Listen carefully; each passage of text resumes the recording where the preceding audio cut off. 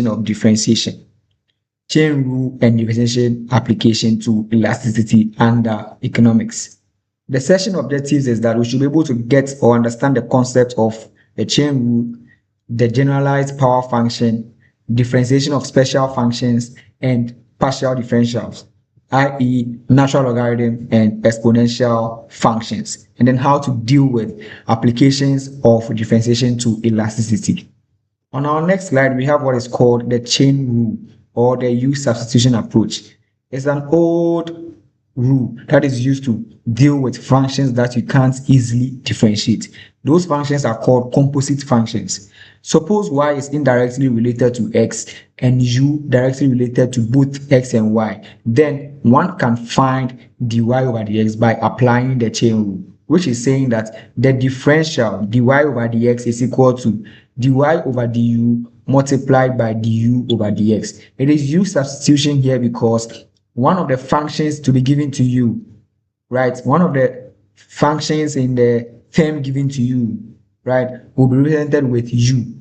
That is why it is called u substitution. So the name chain comes from the fact that the formula could be extended to any length as long as a feasible relationship exists. So for example, dy over dx as a differential is equal to dy over du multiplying du over dm multiplies dm over dk by dk over dp, and then by dp over dx. It's simply telling you that this chain rule here is a fundamental concept under calculus that is used when you have consumption of what? Functions. That is, you have one function in another function, or you have one function inside another function, right? So let's look at a practical example under chain rule and how we go about it using this formula over here. So an example says that differentiate the function y is equal to x cubed minus 1 all to the power 7 with respect to x. Differentiating y with respect to x. So as I said earlier, one of the functions will be represented with u. So which of these functions? It is the one in the bracket, x cubed minus 1, which is the inner function. 7 here is an outer function. So this is the composite function I was saying. So let x cubed minus 1 be equal to u. So you find the differential of u with respect to x. That is du over dx, which will give us 3x squared. And we'll rewrite the question or the function again. So it is y is equal to, now we said that x cubed minus 1 is what? U, right? So it is y is equal to u to the power 7, right?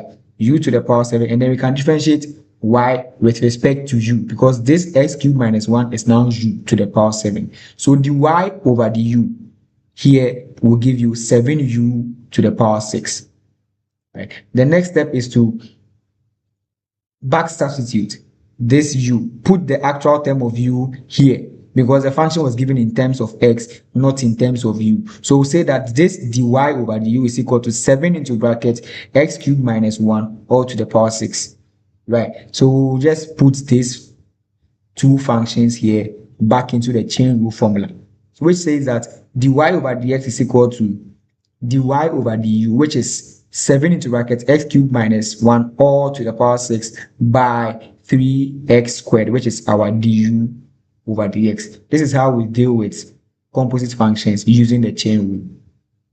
Let's look at a practical example where I'm going to apply what we've learned here in economics or in a business perspective. Here's a practical example. Marginal revenue product. The rate of change with respect to the number of employees. Right? So a manufacturer determines that m employees will produce a total of kill units per day, where kill, which is quantity, is equal to 10m squared plus 10 all squared. Let R be revenue, right? So if demand equation for the products is P is equal to what? 1000 minus 5 kill. Determine the R over the M. That is the rate of change of revenue with respect to a change in the number of employees, also termed as marginal revenue. So basically, this question here is asking us to find our marginal revenue, which is the R over the M. Remember, to find the marginal revenue, it is the differential of the total revenue function that you have. Right, is the differential of the total revenue function. So we have to find our total revenue.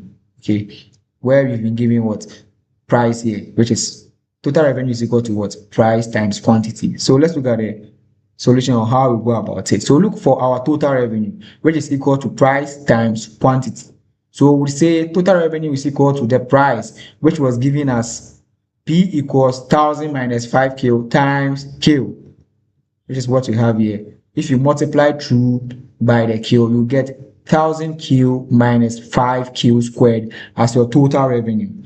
Right. So using the chain rule formula, we can say that our marginal revenue, dr over dm, is the change in your revenue over your change in the quantity times the change in your quantity over the change in the number of employees. So dr over the q multiplying the q over the m.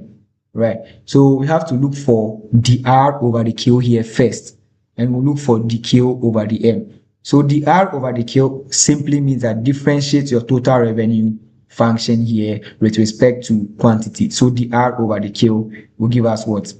1000 minus 10q, i.e. the differential of 1000q minus 5q squared. But we're given in the question that quantity, we had a quantity function to be 10m squared plus 1 all squared. So we just substitute it here in the function. Okay, so we say 1000 minus 10 into bracket 10m squared plus 1 all squared. Right, so we are done with the dr over the q. The next thing is to find our dq over the m. So the q over the m is also about the quantity with respect to the number of employees. Right, so differentiate this quantity function here with respect to what? M, which is the number of employees. So to differentiate that, bring the power in front of the function, and then you have 10m squared plus 1 all to the power 2 minus 1 here, we get 1. Then you multiply it by the differential of what is in the bracket, right? So 10m squared plus 1, right, times 20. Okay, so 2 here times 20 will give us what? 40 into bracket 10m squared plus 1 here, right, always to the power 1 is the same as this function over here, right? So we would say that we'll just substitute this function over here, right, and this function here into the chain rule formula we have over here. So the r over the m, which is our marginal revenue, is equal to 1000 minus 10 into bracket 10m squared plus 1 all squared multiplying dq over the m, which is 40m into bracket 10m squared plus 1. Right, so what do? The next thing is that we are going to expand this bracket we have over here. Okay, so we would say that 1000 will multiply 40m into bracket 10m squared plus 1, and that will give us 40,000 m into bracket 10m squared plus 1. Right, and then this minus 10 into bracket 10m squared plus 1 all squared will also multiply 40m by what? 10m squared plus 1. So this function here, right, by this gives us what? 400m into bracket 10m squared plus 1 all to the third. Remember, this is having a power of 2. This function has a power of 1. So 2 plus 1 gives us 3 indices, right? So this is how we go about the chain rule in the application level or in the business sense, right? This is our marginal revenue function now, and you are done with the question.